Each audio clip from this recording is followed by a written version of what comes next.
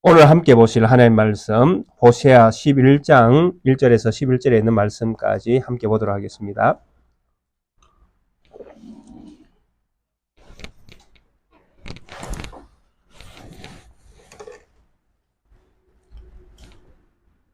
호세아 11장 1절에서 11절에 있는 말씀까지 함께 한 목소리 읽어보도록 그렇게 하겠습니다. 이스라엘이 어렸을 때에 내가 사랑하여 내 아들을 애굽에서 불러냈거늘 선지자들이 그들을 부를수록 그들은 점점 멀리하고 바알들에게 제사하며 아로새긴 우상 앞에서 분향하였느니라. 그러나 내가 에브라임에게 걸음을 가르치고 내 팔로 안았음에도 내가 그들을 고치는 줄을 그들은 알지 못하였도다. 내가 사람의 줄곧 사랑의 줄로 그들을 이끌었고 그들에게 대하여 그 목에서 멍에를 벗기는 자 같이 되었으며 그들 앞에 먹을 것을 두었노라. 그들은 애굽 땅으로 되돌아가지 못하겠거늘 내게 돌아오기를 싫어하니 아수르 사람이 그 임금이 될 것이다.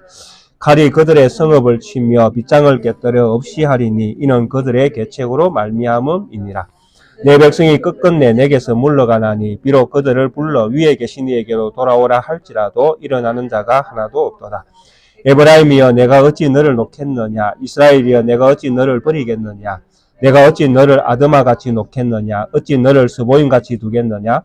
내 마음이 내 속에서 돌이켜 나의 긍휼이 온전히 불불듯 하도다. 맹렬한 진노를 나타내지 아니하며 내가 다시는 에브라임을 멸하지 아니하리니 이는 내가 하나님이요 사람이 아님이라. 네 가운데 있는 거룩한 이니 진노함으로 네게 임하지 아니하리라. 그들은 사자처럼 소리를 내시는 여호와를 따를 것이라. 여호와께서 소리를 내시면 자손들이 서쪽에서부터 떨며오되 그들은 애굽에서부터 새같이 아수르에서부터 비둘기같이 떨며오리니 내가 그들을 그들의 집에 머물게 하리라. 나 여호와의 말이니라. 아멘. 아멘. 11절까지 그렇게 읽겠습니다. 우리가 호세아에 있는 말씀을 우리가 함께 살펴보고 있습니다. 이제 11장에 들어오게 되어지는데 이 11장에서는 하나님과 이스라엘 백성의 관계가 조금 달라지는 모습을 우리가 발견하게 되어집니다. 처음 우리가 호세아를 시작할 때에 우리는 호세아에게 하나님께서 음란한 여인을 취해서 결혼하라라는 명령을 받는 것을 우리가 보았습니다. 그래서 호세아는 음란한 여인 고멜을 취해서 그 여인과 함께 결혼이라는 관계 속에 들어가게 되어집니다. 그래서 이렇게 하나님께서 호세아에게 명령하신 이 명령은 실제로 하나님과 이스라엘의 관계를 보여주는 그런 비유적인 어떤 모습을 하나님께서 호세아라는 선지자를 통해서 이스라엘 백성에게 말씀하기를 원하셨던 것입니다. 그래서 하나님께서 호세아에게 음란한 여인을 취해서 결혼하라라고 했을 때에 이 결혼 관계는 곧 이스라엘과 하나님의 관계였다는 것입니다. 그러니까 하나님과 이스라엘의 관계는 처음 언약의 관계를 통해서 부부 관계처럼 시작했다는 것입니다. 그래서 부부가 인연을 맺어서 이제 결혼을 하게 되어지면 서로 약속을 하지 않습니까? 그래서 이 약속으로 부부가 맺어지는데 이 약속이 어떤 경우에 한쪽에서 깨게 되는 경우가 생기면 부부 관계는 깨어질 수밖에 없습니다. 그래서 이스라엘과 하나님이 처음 관계를 맺을 때에 하나님께서 이스라엘을 부를 때에 이런 관계의 모습으로 불렀던 것을 상기시키시는 것입니다. 그래서 가만히 살펴보면 우리가 하나님께서 이스라엘 백성과 이런 관계를 맺기 이전에 조상 때부터 하나님께서 이스라엘 백성을 부를 때에 늘 하나님께서는 이스라엘을 내 백성이라는 관점에서 불렀습니다. 실제로는요. 그래서 아브라함을 선택할 때에도 아브라함과 그 백성, 그 후손들에게 내가 그들의 하나님이 되어주겠다. 이렇게 말씀을 하셨거든요. 그리고 출애굽기에도 우리가 잘 알고 있듯이 시내산 언약을 맺을 때에 하나님과 이스라엘이 피언약을 맺을 때에 하나님은 이스라엘의 하나님으로서 언약을 맺었지 않습니까? 그리고 그들에게 하나님의 백성으로서 가져야 될 믿음의 도리, 하나님에 대하여 또 하나님 백성으로서 삶에 대하여 어떻게 하나님을 믿고 어떻게 하나님을 섬기고 어떻게 살아야 하는지를 계명이라는 말씀을 통해서 그들과 언약을 맺었지 않습니까?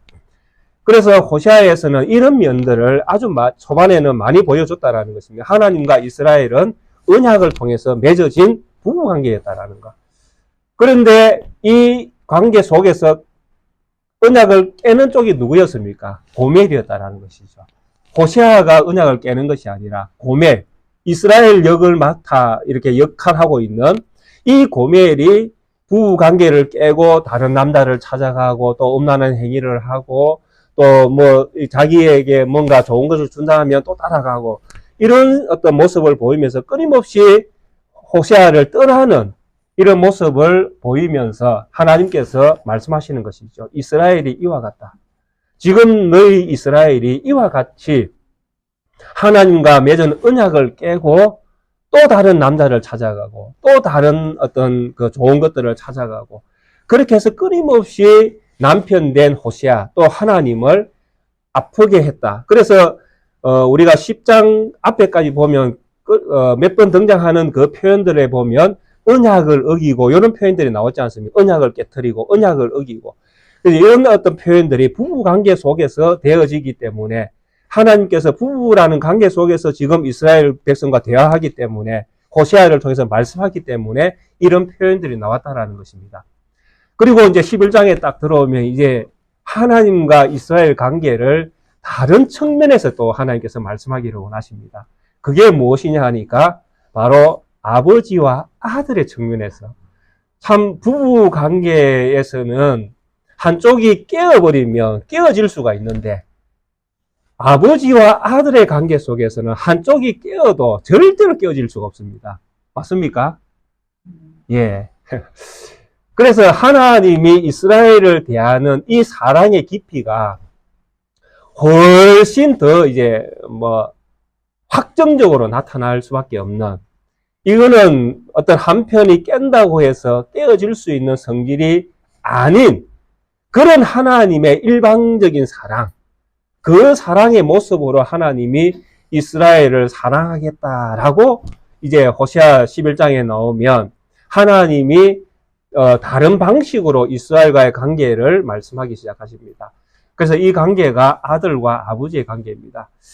그래서 이 아버지와 아들의 관계는 사실 제가 처음에 호세아와 고멜의 관계 속에서 부부 관계를 이야기했지만 사실 우리 하나님은 처음부터 이스라엘을 하나님과 아들의 관계 속에서 하나님은 말씀을 하셨습니다. 그런데 이스라엘이라는 이 민족이 자기 시대 때에 자기들이 섬기는 어떤 신적인 분들에 대해서는 항상 그 시대의 어떤 환경 속에 이렇게 잡혀 있을 수밖에 없다라는 것이죠. 그 시대의 환경이 주는 그 신과 백성의 관계는 어떤 관계냐 하면 주종 관계입니다. 이건 어쩔 수가 없거든요. 한쪽은 주인이고 한쪽은 종이 될 수밖에 없는 것입니다. 그래서 그런 어떤 관계 속에서 그들은 이스라엘은 하나님을 늘 바라보았습니다. 그래서 시내산에서도 하나님이 말씀하시니까 그들은 어떻게 했습니까? 두려워서 하나님이 우리에게 제발 말씀하지 않도록 해달라 이렇게 이야기했잖아요. 그만큼 하나님에 대해서 그 시대 사람들은 두려움이 있었던 것이죠. 그들이 섬기는 신에 대하여.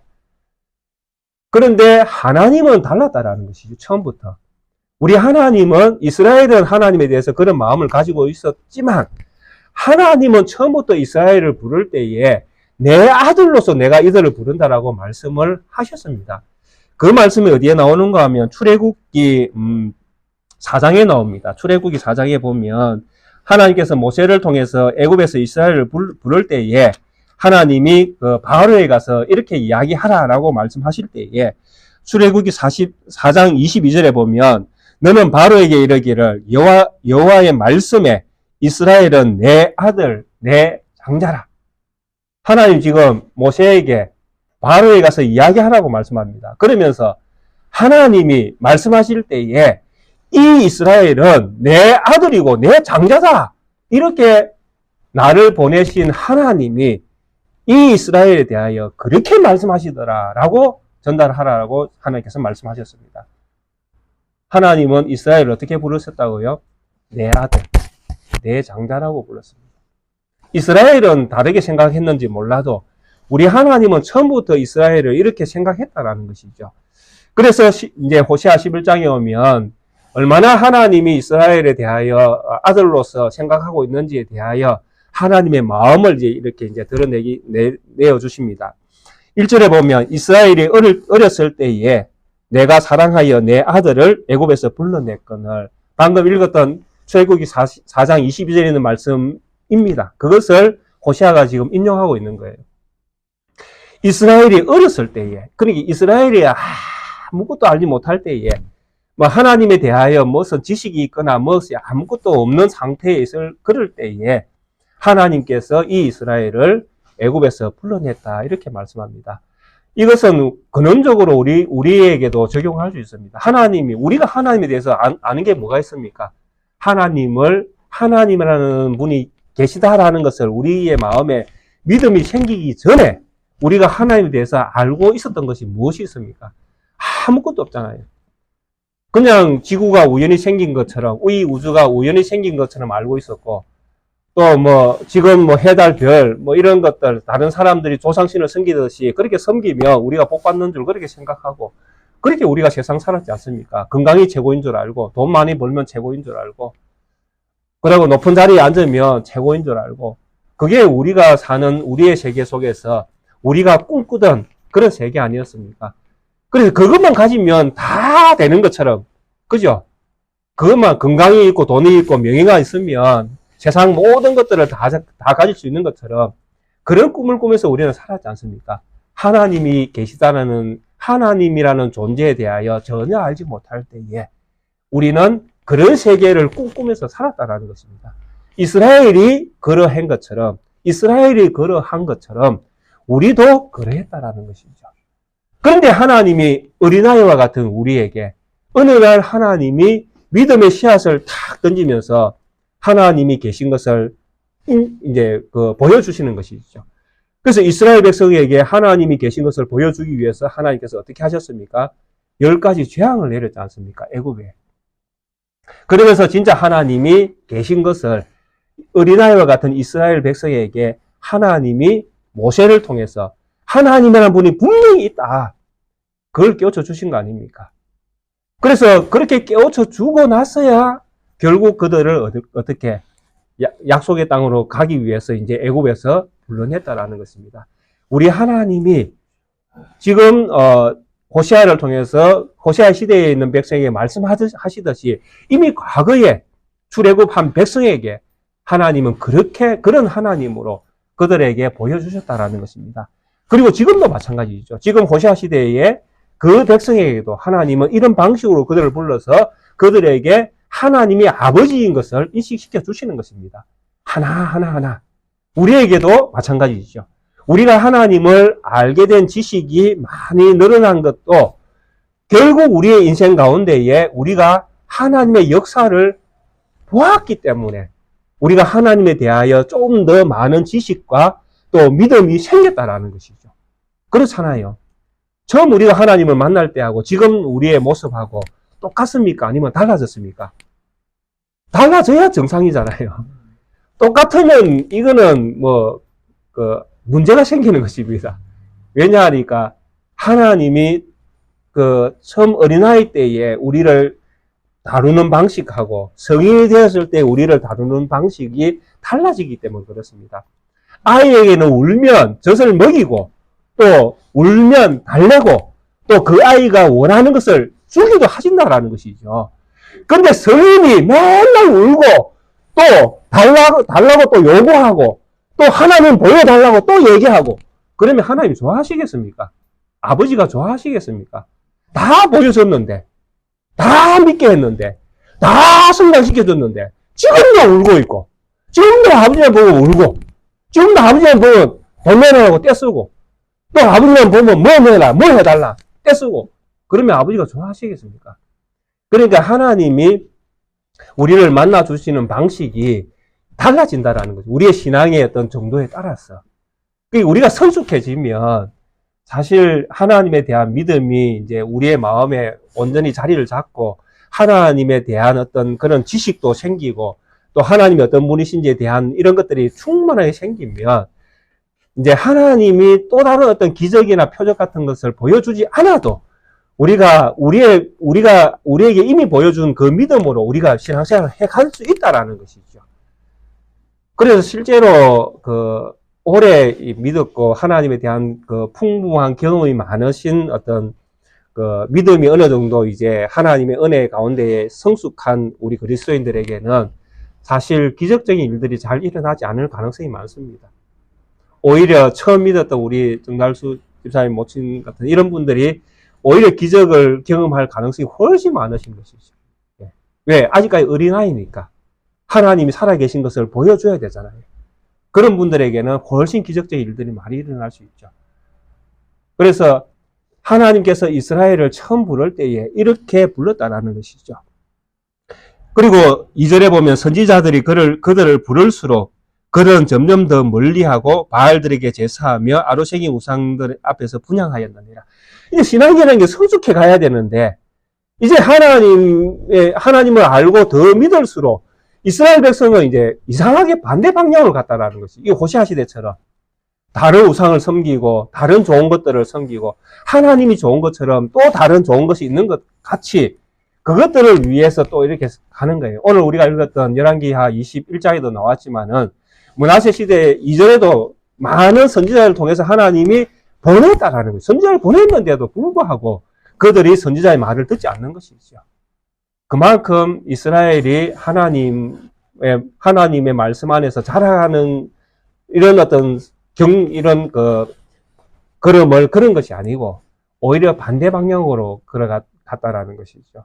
하나님을 보여주면 보여줄수록 경험이 많아지고 사여질수록 이게 자기 자랑이 되어버렸다라는 것이죠.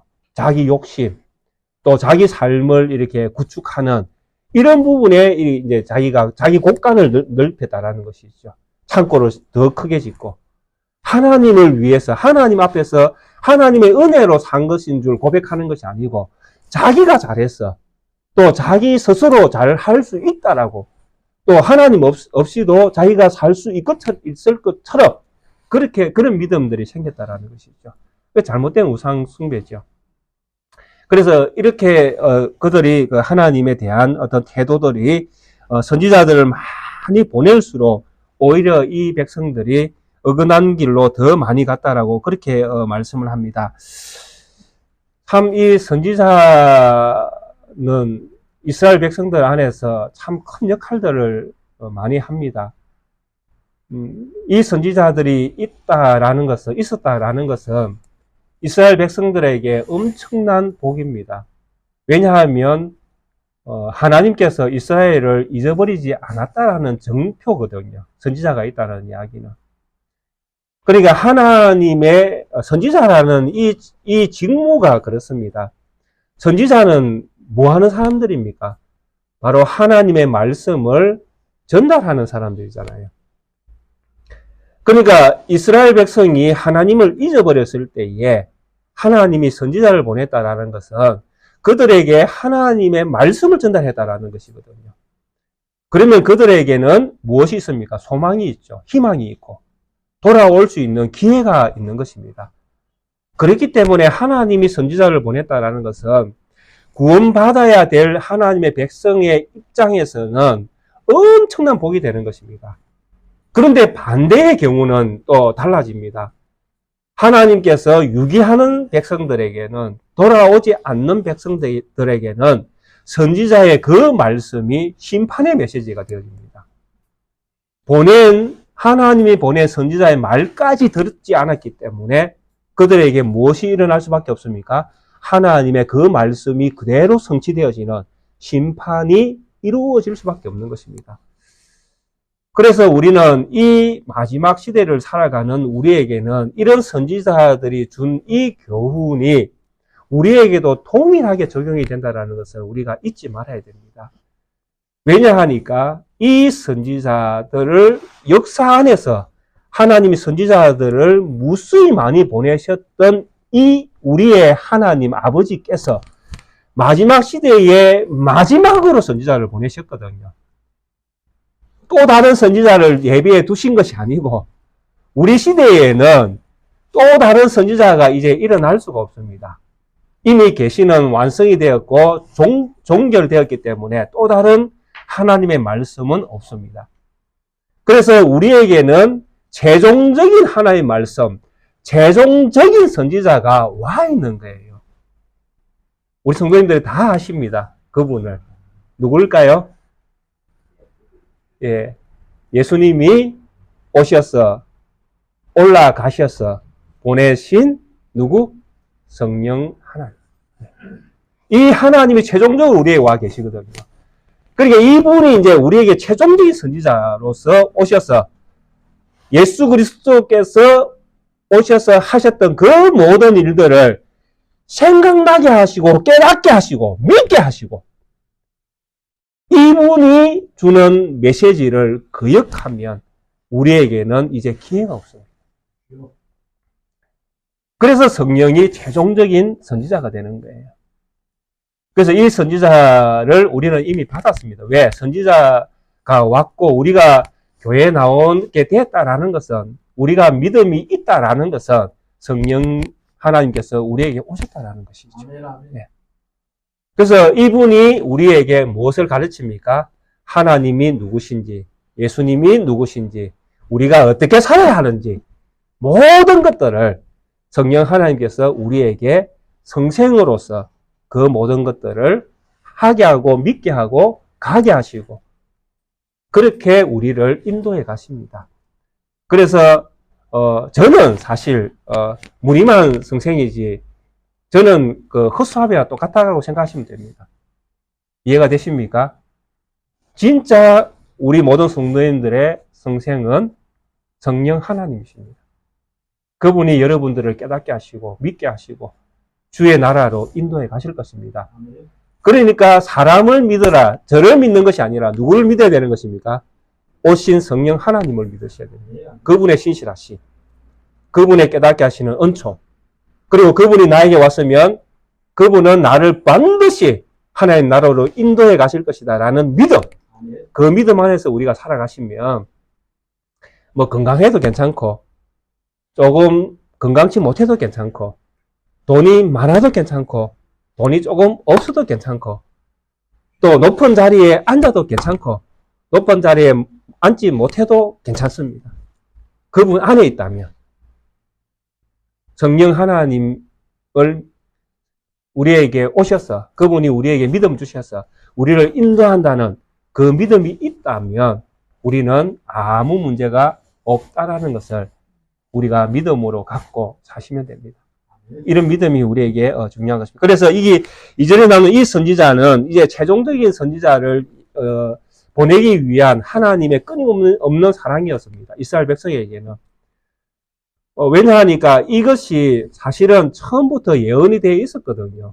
이 선지자를 계속 보냄으로써 마침내 최종적인 선지자가 올 것을 하나님은 이미 말씀을 통해서 다 해놓았다는 것이죠. 그래서 지금 호시아 시대 때는 호시아라는 선지자를 보냈는데 이 호시아 선지자 뒤에 또 선지자가 또 나타나는 것이죠. 이스라엘의 환경에 맞춰서 그들이 잘못될 때에 또 믿음이 없을 때 또 하나님 또 다른 선지자를 보내고 또 다른 선지자를 보내고 누가 올 때까지 성령이 오실 때까지 그렇게 보내실 거거든요. 그래서 이 선지자를 보내는 이것은 이 시대에 호시아 시대에 호시아 선지자가 나온 것은 이 이스라엘 백성들 안에서 구원받을 자에게는 소망의 어떤 메시지가 되어지는 것이고 또 그들 가운데 해결치 않는 자들은 심판의 메시지가 되는 것입니다. 그래서 이런 선지자에 대한 이런 어떤 부분들을 우리는 그 하나님의 어떤 하나님께서 우리 믿는 자에게 주시는 복으로 그렇게 이해를 할 수 있습니다. 우리가 잘 알고 있는 이 선지자에 대해서 한 곳만 조금 더 살펴보시면 신명기 18장에 있는 말씀 우리가 잠시 보겠습니다. 이 말씀이 상당히 어려운 말씀인데 사실 우리가 그 선지자에 대해서 조금 이해를 하는 것이 좋습니다. 그렇게 해야 우리가 그 사람을 의지하지 않게 되어집니다. 그러니까 교회가 많이 분란이 일어나는 것 중에 한 가지가 목사 문제 아닙니까? 결국에는 그렇죠? 목사가 잘못해서 교회가 많이 분란이 일어나는 경우가 태반 아닙니까? 그렇죠? 대부분 그렇잖아요. 그래서 이게 우리 성도님들의 그 인식 때문에 그래요. 목사에 대한 인식이 약간 조금 하나님과 가깝다고 여기는 분도 계실 거고, 또 세상적으로 보면 또 성생에 또 해당되어지니까 또 그런 부분에 대한 또 어떤 이해, 뭐 하여튼 여러 가지 또 맡아 있는 이것이 성경 해석이다 보니까 또 하나님에 관한 부분들이다 보니 또 조금 어려워해야 되는 이런 부분들이 있는 것 같습니다.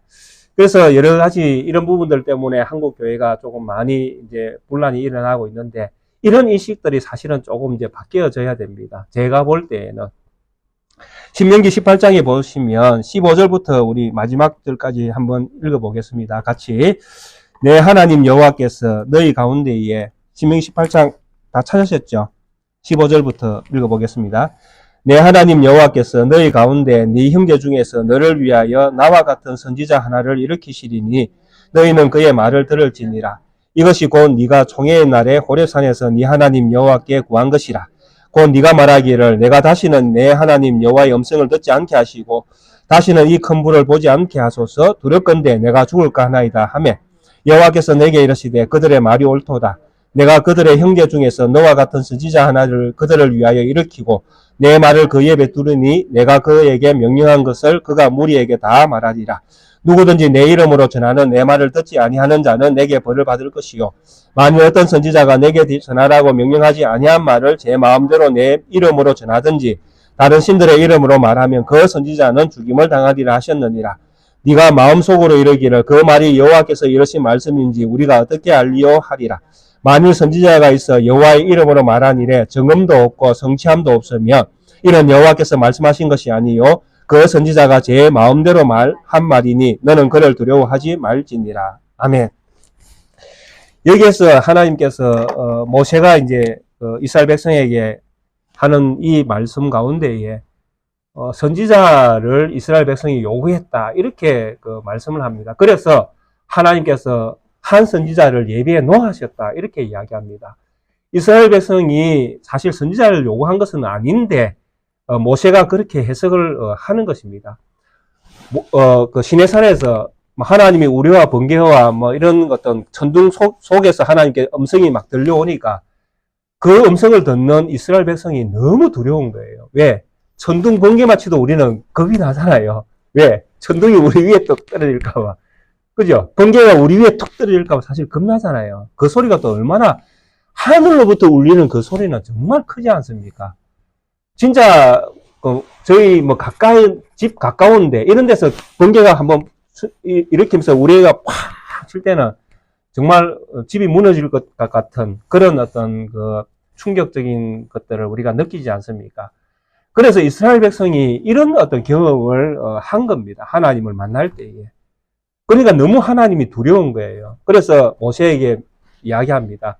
제발 하나님이 우리에게 직접 말씀하지 말고 당신이 올라가서 하나님의 말씀 받아가. 그 다음에 당신이 우리에게 전달하면 우리가 그 말 하나님의 말씀인 줄 알고 다 믿고 그 말씀대로 살게. 이렇게 백성이 요구했지 않습니까? 그래서 그때에 하나님께서 그렇게 말씀하신 겁니다. 이게 옳다. 이게 옳다. 그러면서 이 말씀이 이제 생긴 것입니다. 그게 하나님이 이제 최종적인 하나의 선지자를 세우겠다라고 말씀을 하시는 것이죠. 최종적인 하나님이 한 선지자를 세워서 그 사람의 입에 하나님의 말씀을 주겠다라는 것입니다. 그리고 이 말씀이 선포되어지면 이제 백성들이 이야기하잖아요. 그러면 만약에 어떤 선지자가 하나 생겼는데 그 선지자가 말하기를 내가 하나님이 보냈어. 내가 선지자다. 이렇게 이야기하면서 딱 나와가지고 내가 선지자다라고 이야기할 때에 우리가 그 사람이 진짜 하나님이 보냈는지 아니면 가짜로 세워졌는지 어떻게 알 겁니까? 어떻게 우리가 도대체 알 겁니까? 라고 묻습니다. 그죠? 이 본문에. 그러니까 뭐라고 이야기합니까? 하나님의 보냄을 받은 그 선지자의 말에는 정음이 있다라는 것이죠. 뭔가 일어난다라는 것이죠. 정음이 있고 또 이 말씀은 또 성취가 있다라는 것이죠. 이게 반드시 이루어지는 것이죠. 그런데 여기에서 이제 문제가, 그러면 어떤 일들이 일어나야 되고 어떤 것이 성취가 되어야 되는가 하는 문제가 발생하잖아요. 이 문제는 쉽게 접근을 해야 됩니다. 왜? 모세와 이스라엘 백성들이 처음 만날 때에 하나님이 말씀하셨던 그 말씀을 우리가 기본적으로 생각을 해봐야 되거든요. 하나님이 이스라엘 백성에게 모세를 통해서 말씀하실 때에 하나님이 모세에게 뭘 주셨습니까? 뭘 주셨죠? 시내산에서 하나님이 모세를 만나가지고 모세에게, 백성에게 전달하라고 뭔가를 주셨잖아요. 말씀을 주셨지 않습니까? 예. 다 아시면서 이제 시침을 또 떼고 계십니다. 십계명을 주셨잖아요. 이게 하나님의 말씀입니까? 사람의 말입니까? 하나님의 말씀이 있죠. 이 말씀은 성취가 됩니까? 안 됩니까? 성취가 되는 말씀이죠. 그래서 이 말씀이 근거가 되는 거예요. 하나님이 모세를 통해서 무엇을 주셨다? 말씀을 주셨다. 근데 그 말씀은 어떤 말씀이다? 십계명의 말씀이었다라는 것이죠. 그럼 이 십계명의 말씀이 어떤 말씀이냐라고 할 때에 간단하게 두 가지로 이야기할 수 있습니다. 첫째, 하나님은 누구신가? 맞습니까?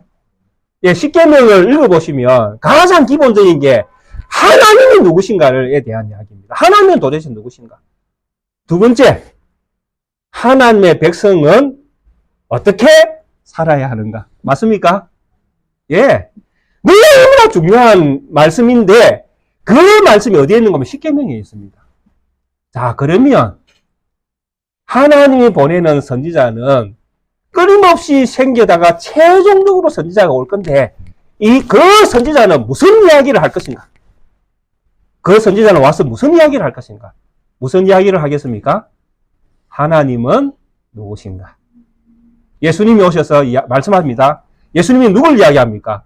나를 보내신 아버지가 도대체 누구인가? 맞습니까? 아닌가요? 예. 우리 예수님이 오셔서 나를 본 자는 아버지를 보았고 이렇게 말씀하셨잖아요. 우리 예수님은 오셔서 그분이 하신 사역에 그분이 오신 목적이 뭐냐라고 할 때에 아버지를 드러내기 위해서 오셨잖아요. 아버지가 도대체 누구신가? 그리고 궁극적으로 이 아버지를 믿는 하나님의 백성은 어떻게 살아가야 할 것인가? 그래서 예수님께서 우리에게 요한복음에서 말씀하셨죠. 내가 너희에게 새 계명을 주노니 너희는 뭐하라? 서로 사랑하라. 이 십계명은 뭐가 다릅니까? 똑같잖아요.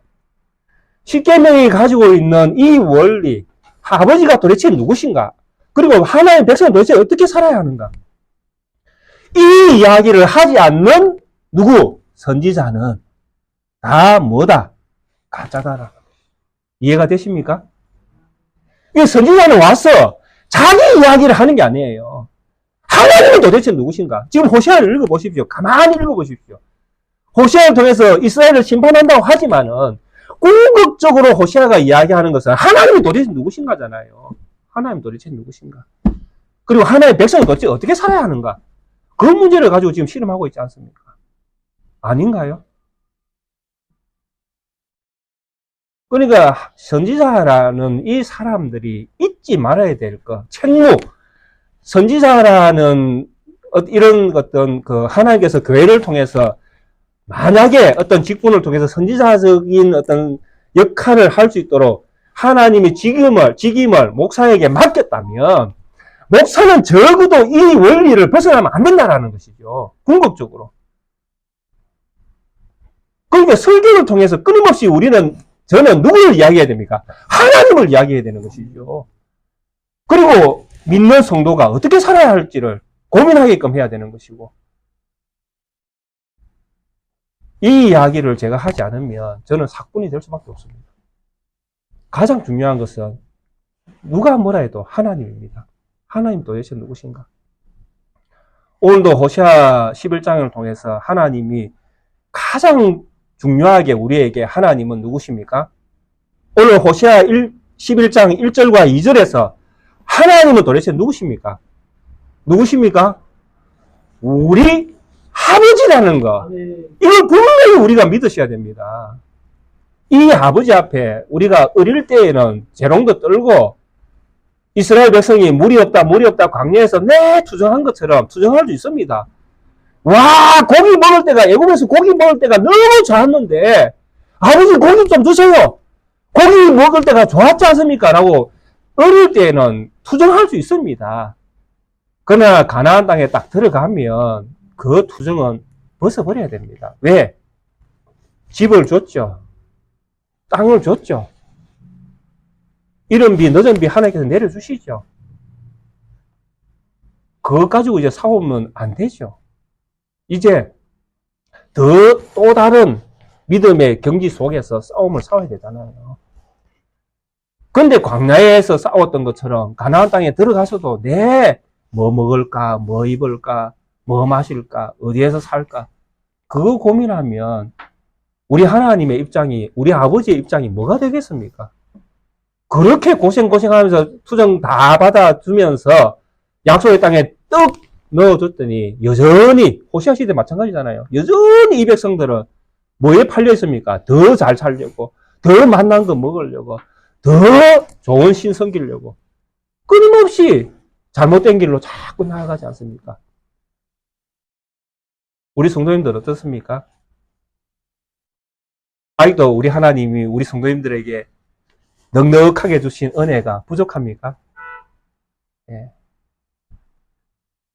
하나님은 참 많은 것들을 우리에게 주셨습니다. 믿으십니까? 예. 그래서 범사에 감사하라 그렇게 말씀하지 않습니까? 우리는 이렇게 성숙해 가야 되는 것입니다. 어릴 때의 투쟁이 아니라, 어릴 때의 투정이 아니라, 이제는 우리가 성숙한 그리스도로 나아가 담대하게 더 선한 일에 힘쓸 수 있는 믿음으로 우리가 성숙해야 된다는 것이죠. 그렇게 써 있어야 됩니다.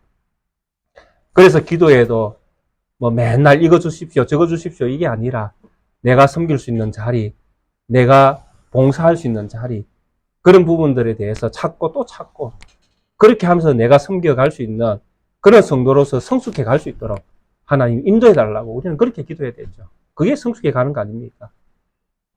뭔가 달라고 하는 것이 아니라 이제 주신 것에 대해서 만족하면서 설 수 있는 믿음도 마찬가지고 돈도 마찬가지고 시간도 마찬가지고 그렇게 우리가 성숙해 가는 것이 하나님이 우리를 부르신 부름의 목적 아니겠습니까?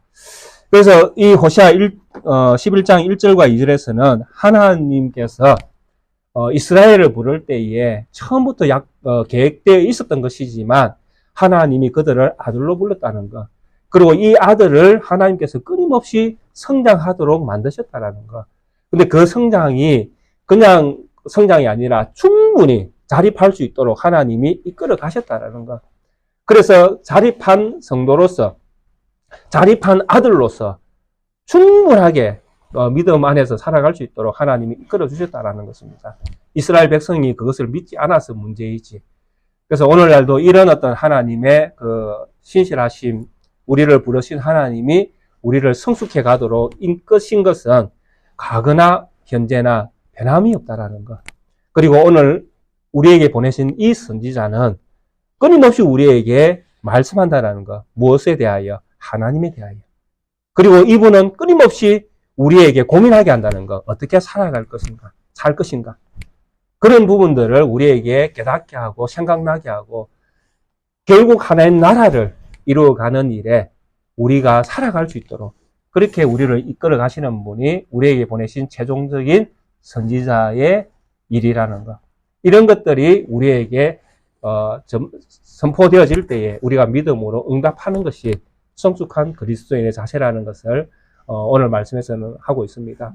그래서 제가 늘 말씀드리지만은 제가 혹시 또 교만해져서 제가 하나님에 대하여 또 하나님의 자녀들의 삶에 대하여 고민하게 하지 않는 설교를 하게 되어진다면 언제나 저에게 태클을 걸어주시고 야단도 쳐주시고 그렇게 해서 제가 진짜 선지자로서의 역할도 잘 감당할 수 있도록 서로 이렇게 협력하는 그런 우리 좋은 낙계교회가 되기를 소망합니다. 주님 안에서 오늘 주신 이 말씀 가운데 위로받으시고 우리 하나님이 멀리 계신 하나님이 아니라 우리의 아버지로서 가까이 계시다는 것을 늘 기억하시고 이 하나님과 동행하는 자로서 하나님이 우리를 불러주신 것에 대하여 깊이 감사하면서 한 주간 하나님의 은혜로 살아가는 우리 모든 성도님들의 걸음 되시기를 주의 이름으로 축원드리겠습니다. 함께 찬송가 310장을 찬양되도록 하겠습니다.